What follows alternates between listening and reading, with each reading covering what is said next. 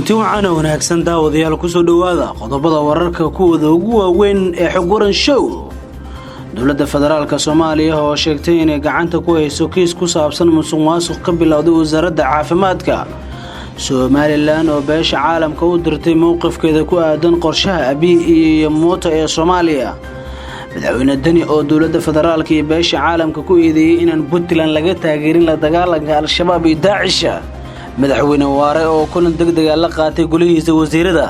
Puntland oo sheegtay in dad loo qabtay weeraradii ka dhacay Boosaaso iyo Gaalkacyo.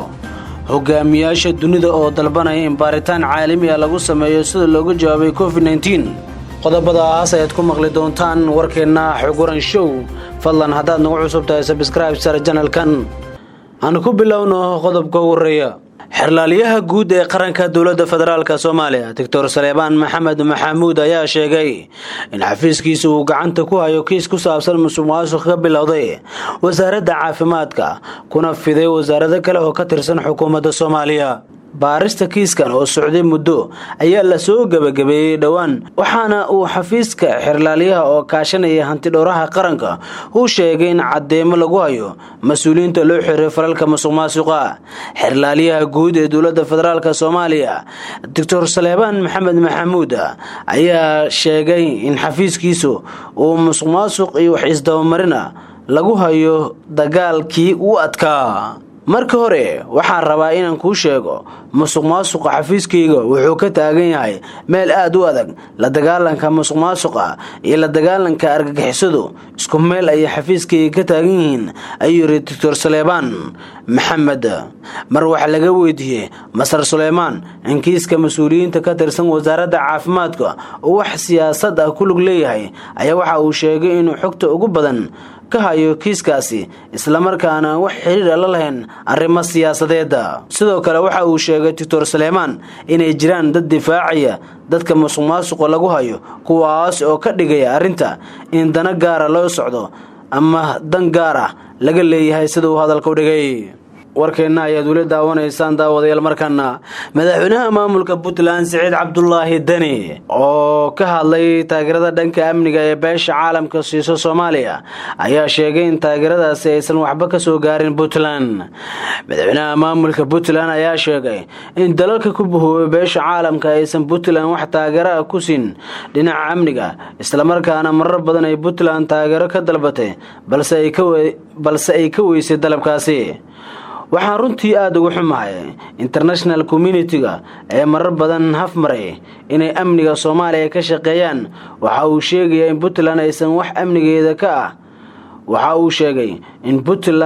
wax amnigeeda ka shaqeyn ayuu yiri madaxweyne Dani.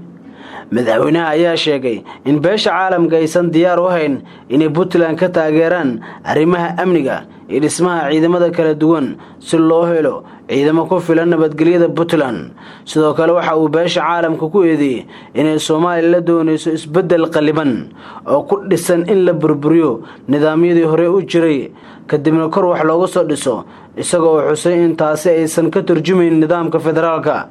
weli warkeena ayaa daawanaysaan daawadayaal markana.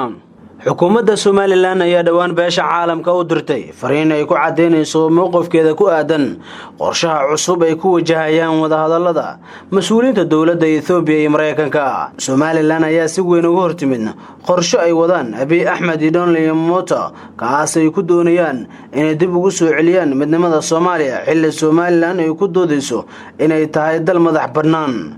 sida itibaaxaya warar hoose oo helnay wasaaradda arrimaha dibadda Somaliland ayaa maalmihii ugu dambeeyay xiriir kala duwan la sameysay dalalka beesha caalamka ee xiriirka wanaagsan kala dhaxeeya kuwaas oo ay u gudbisay mowqifkeeda ku aadan arrintaasi. xukuumadda Somaliland ayaa sidoo kale dalalkaasi beesha caalamka u sheegtay inay diyaar u tahay inay dib u furmaan wadahadalada Soomaaliya iyo Somaliland balse aysan ogoleen qaab leexsan ee dhawaan loo wajahay wadahadaladaasi. Michael Robin oo ah aqoonyahan Mareykan ah oo inta badan u dooda madaxbannaanida ay ku doodo Somaliland ayaa isaguna dhawaan ra'iisul wasaaraha Itoobiya Abiy Ahmed iyo safiirka Mareykanka ee Soomaaliya Danjire Donald Yamamoto ku eedeeyay in ay wadaan qorsho ay midnimo qasab ah ugu dhex sameynayaan dowladda federaalka Soomaaliya iyo Somaliland. Tallaabadan ayaa ku soo aadaysa xilli uu si xawli ah u socdo qorsho cusub oo iska kaashanayaan Abiy Ahmed iyo Donald Yamamoto, kaasi oo ku aadan sidii ay si degdeg ah ugu furmi lahaayeen wada hadallada labada dhinac isla markaana ay ka dhalato midnimo. wasiirka caafimaadka Puntland Jaamac Faarax Xasan oo warbaahinta kula hadlay magaalada Garowe ayaa sheegay in qafiifiyeen amaradii xayiraadda ay hore ugu soo rogeen deegaanada maamulkaasi. Jaamac Faarax Xasan ayaa sababta ku sheegay munaasabada Ciidul Fidriga ee fooda nagu soo hayso, sidaas awgeedna ay gaartay in la qafiifiyo xayiraadda. Sidoo kale wasiirka ayaa tilmaamay in la fasaxay dhammaan isku socodyada xuduudaha iyo qaadka la soo geliyo maamulka Puntland, balse waxa uu hoosta ka xariiqay in aan jaadka lagu iibin karin agagaarka xarumaha maamulka iyo kuwa qaramada midoobay sabab la xiriira ammaanka magaalada Garowe ee xarunta gobolka Nugaal. Ma shaacin wasiirka caafimaadka in ciidda soonfur kadib dib loo soo celinayo bandowga iyo in kale, maadaama uu weli maamulkaasi farabaan ku hayo COVID-19. Puntland ayaa bandowga soo rogtay 27 Maarso si loo xakameeyo fidista coronavirus oo laga helay wasiirada xildhibaan ka tirsan maamulkaasi. ugu dambeyntiina hogaamiyaasha caafimaadka dunida ayaa lagu wadaa inay yeeshaan kulan ay ugu dhawaaqayaan sidii baaritaan caalami ah loogu sameyn lahaa qaabka looga jawaabay cudurka coronavirus. kulanka oo lagu wado inuu dhaco toddobaadkan ayaa waxaa ka qayb galaya matalayaal ka kala socda 194 wadan. ajandaha ugu weyn ee kulanka ayaana noqon doona arrinta COVID-19. su'aalaha ugu badan ee la isweydiinayo ayaa sidee ayuu cudurkan u saameeyay in ka badan 4.5 milyan oo ruux iyo sida uu ku dilay in ka badan 300,000 oo ruux dunida oo dhan. waxaana shirkan oo sanadla ah uu noqonaya kii 73aad oo ay qabato hay'adda qaramada midoobay u qaabilsan dhanka caafimaadka.